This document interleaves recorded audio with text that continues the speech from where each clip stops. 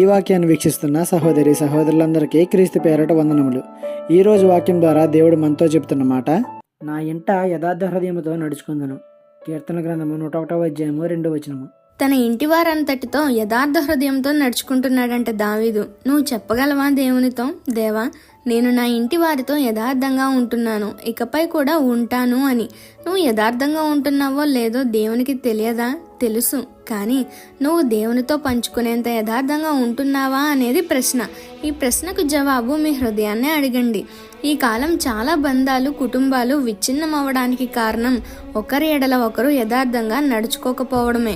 ఒకరి ఎడల ఒకరికి ప్రేమ, నమ్మకం తరిగిపోవడమే. నీ ఇంటి వారి ఎడలనే నువ్వు యథార్థంగా నడుచుకోలేనప్పుడు ఇక దేవుని ఎదుట యథార్థవంతునిగా ఎలా నిలబడతావు? ఒకసారి ఆలోచించు. ఈ చిన్న సువార్త పరిచర్యలో మీ సహోదరులు. God bless you. ఆమేన్.